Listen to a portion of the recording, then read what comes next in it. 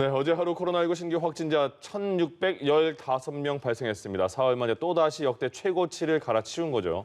자, 4차 유행이 본격화되고 있는 가운데 전파력이 더 강한 델타형 변이 감염 규모도 갈수록 커지고 있습니다. 한편 새 거리두기 이행 기간이 오늘로 종료가 되면서 정부는 오늘 오전 수도권을 제외한 각 시도별 거리두기 단계와 방역 조치를 발표했는데요. 관련 내용들 이형민 세브란스병원 진단검사의학과 교수와 함께 짚어보도록 하겠습니다. 네, 어서 오십시오. 예, 가장 많이 발생을 했습니다. 1,615명, 최근에 1,000명대 계속 이어지고 있는데 지금 상황은 어떻게 진단하십니까? 일단 말씀 주셨던 것처럼 통계적으로 봤을 때 가장 많은 확진자가 나왔습니다. 예. 그래서 지금 현재 수도권에서 나온 확진자 숫자만 1,179명으로 75.2%를 네. 차지했고요.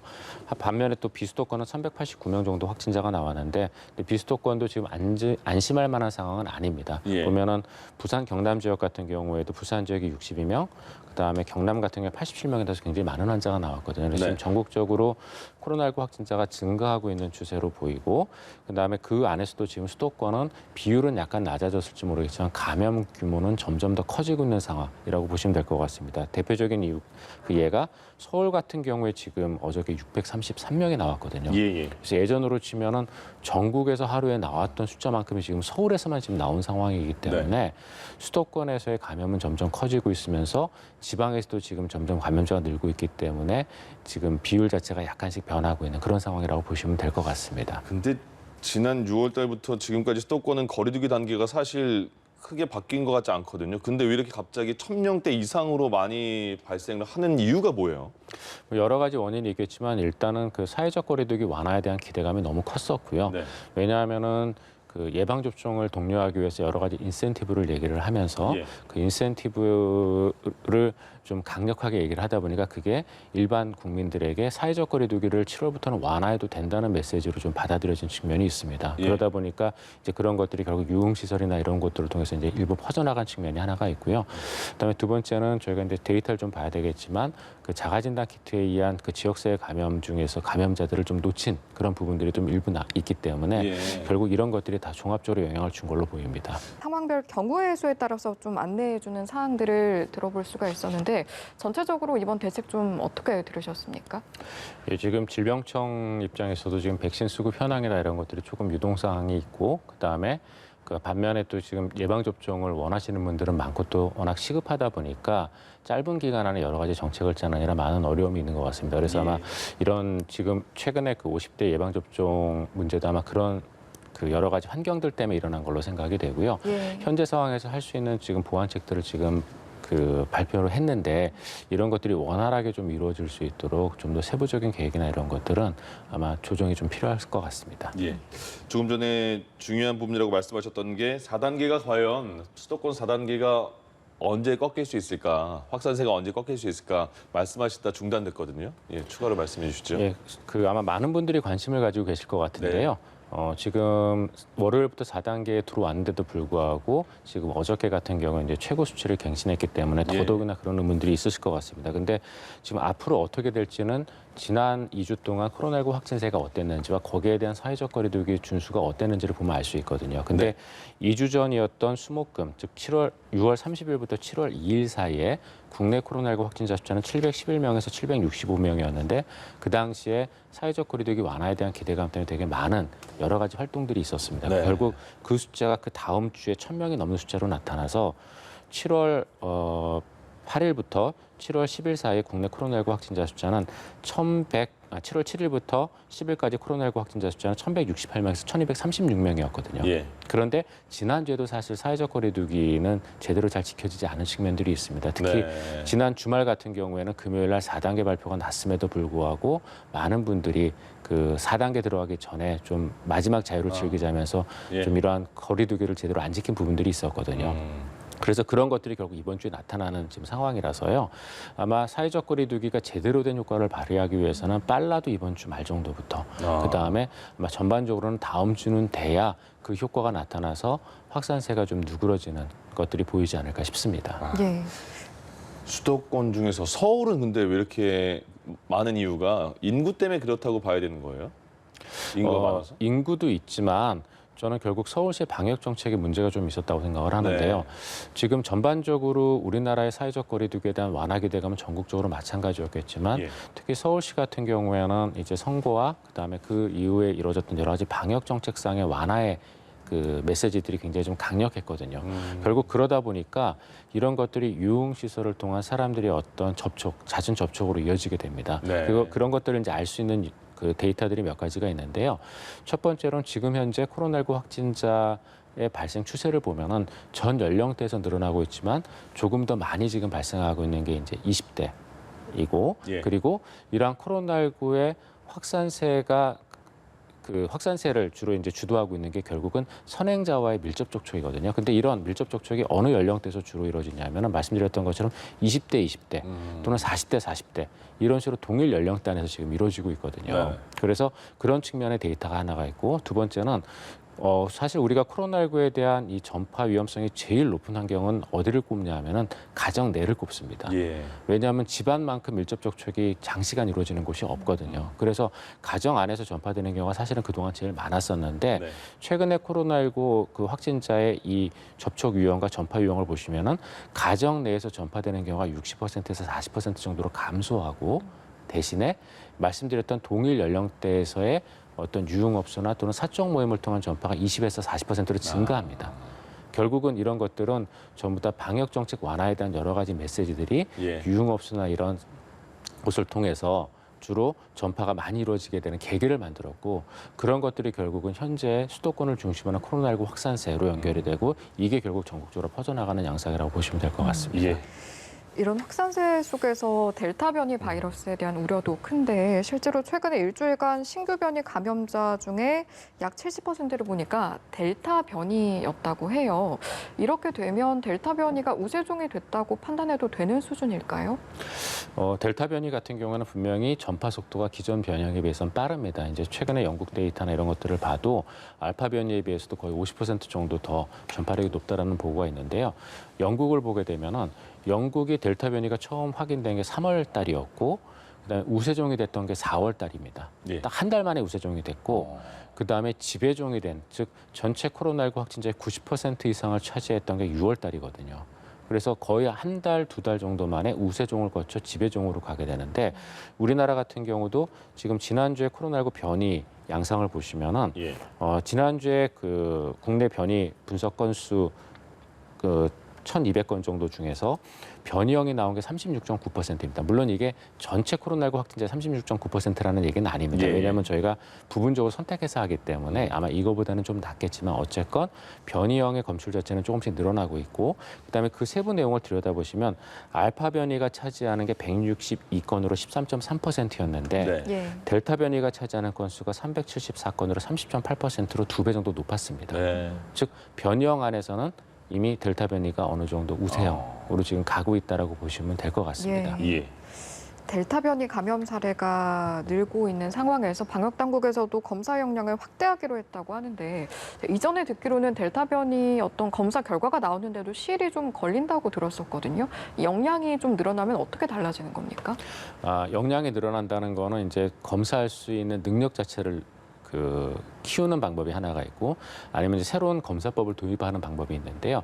지금 말씀하셨던 것처럼 기존의 델타 변이를 확인하고자 하는 방법은 전장 전체 분석이라는 방법을 쓰다 보니까 걸리는 시간이 한 7일에서 10일 정도가 걸렸습니다. 그리고 많은 분석을 할 수가 없었는데 지금 현재 이 델타 변이가 점점 늘어나고 있고 이 델타 변이에 대한 그 일선 의료기관 또는 현장에서의 빠른 선별을 요구하는 목소리가 커지다 보니까 지금 현재 질병청 쪽에서는 이 델타 변이를 선별할 수 있는 검사를 새로 도입하겠다라는 지금 계획을 발표를 했습니다. 그래서 이 계획은 어떤 거냐면은 저희가 전장기 전체 분석은 그 방법상 빨리 할 수는 없거든요. 그래서 일단 델타 변이인지 아닌지, 즉 기존의 변이형과 델타 변이를 선별할 수 있는 방법을 PCR법으로 한번 검사를 하고 거기서 델타 변이의 가능성이 있는 것들만 추려서 다시 전장기 전체 분석을 하겠다라는 계획을 세웠고요. 거기에 따라서 이걸 PCR로 선별할 수 있는 거는 저희가 한 3시간 정도면 결과가 나오거든요. 그래서 그런 방법을 보건환경연구원 등을 통해서 먼저 시행을 하게끔 하고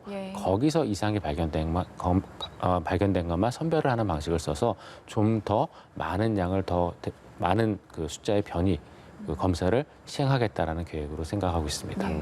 방역 당국에서는 그렇게 좀 검사용량을 늘리면서 대응을 해주고 우리 국민 차원에서는 델타 변이 감염을 좀 막기 위해서 할 수 있는 어떤 것들이 있을까요?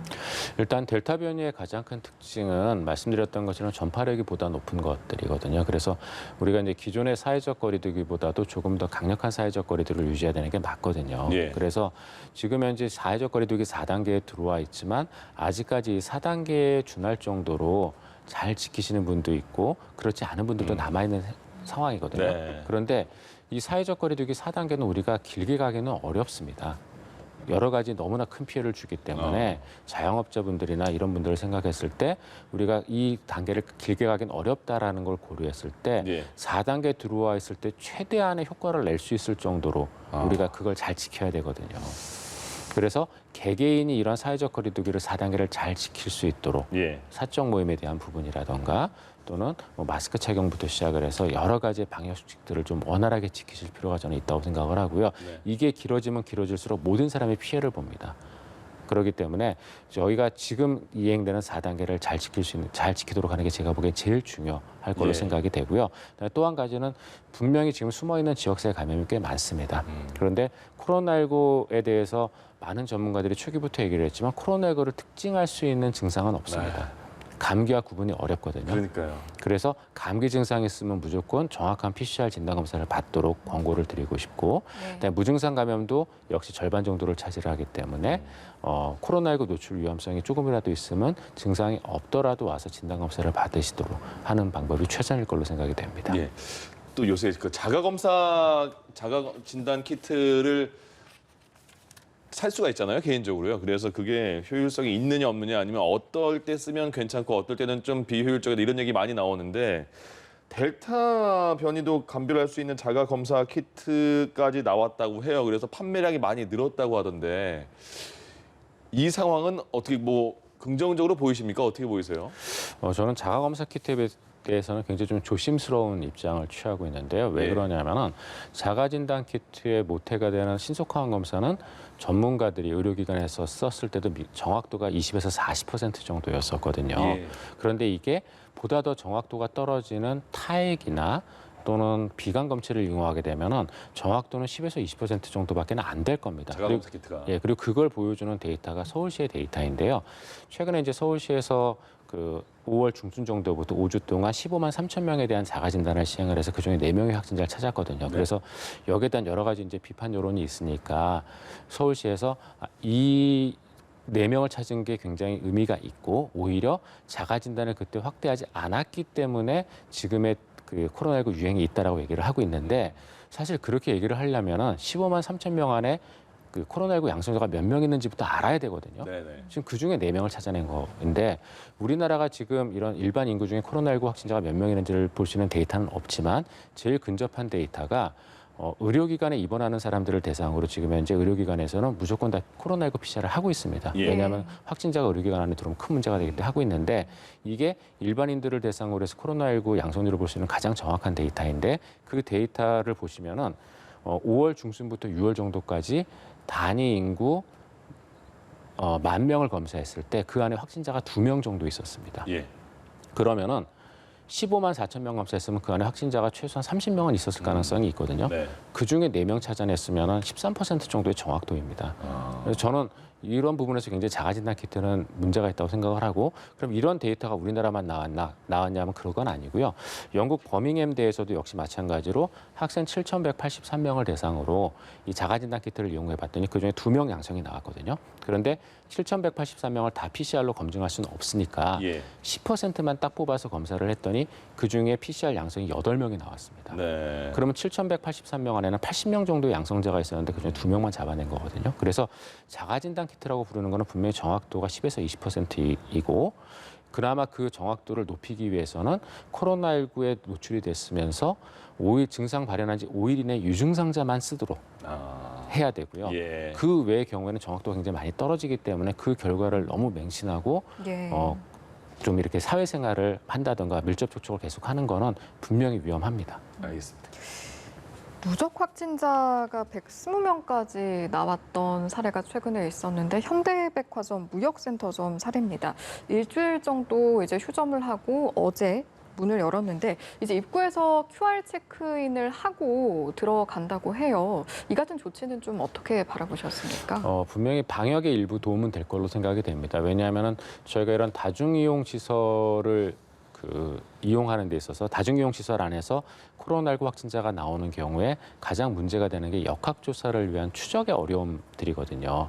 특히 이런 백화점과 같은 다중이용 시설은 저희가 들어오고 나가는 것들을 관리하기가 어렵기 때문에 그 안에 들어와 있는 사람들을 파악도 어렵고 그러다 보니까 지금 현재 이런 백화점에서 확진자가 발생하면 어떻게 대응을 하고 있냐면은 전체 문자를 보내서 해당 기간 동안 그 다중이용 시설을 방문한 분들은 다 검사를 받으러 오시라라고 안내를 하고 있거든요. 네. 근데 이렇게 안내를 해도 사실 지금 현재 진단 검사를 받으러 오신 분들의 숫자가 이렇게 많지 않은 그런 상황이다 보니까 이러한 역학 조사를 위해서 현재 QR 코드를 이용하는 방법을 동원한 걸로 생각이 되고요. 예. 이런 그 다중이용 시설 안에서 확진자가 생겼을 때 역학 조사를 위해서 분명히 도움은 될 걸로 생각이 됩니다. 예. 저희가 조금 전에 50대 접종 사전 예약 대책 발표 내용을 들어보기도 했는데요. 이 내용도 한번 짚어보겠습니다. 55세에서 59세 백신 접종 예약이 중단이 됐었잖아요. 그런데 이 부분에 대해서 확진자 관리랑 백신 접종 업무 이 부분이 좀 중대부분이 소화하는 데 있어서 명확하게 나눠지지 않고 이런 과중한 업무가 좀 원인이 되지 않았을까 이런 목소리도 있어서요. 이런 부분은 좀 어떻게 생각하십니까? 네, 맞습니다. 분명히 그 부분이 문제가 되고 있습니다. 그래서 많은 전문가들이 코로나19 확진자가 좀 더 줄어야 된다라고 얘기했던 이유에도 바로 이런 측면들이 있었던 거거든요. 네. 왜냐하면은 지금 현재 우리 국내에서 이루어지고 있는 예방접종 업무가 굉장히 과도하거든요. 왜냐하면은 이게 예방접종이 딱 확보를 해놓고 그냥 쫙 풀어서 마치는 게 아니라 들어오면은 그 분량에 맞춰서 위험군을 선정을 해서 예. 그 위험군에게 고지를 하고 다시 그 위험군 안에 동의자에 대해서만 예방접종을 하는 형식으로 이루어지다 보니까 기존의 독감 예방접종이나 이런 것들에 비해서 굉장히 많은 노력이 들어가고 수고가 들어갑니다. 네. 근데 그런 상황에서 코로나19 확진자가 늘어나게 되면은 질병청 입장에서는 지금 예방접종 업무도 과도한데 거기에 대한 대응까지 해야 되기 때문에 많이 힘든 측면들이 좀 있거든요. 그래서 예.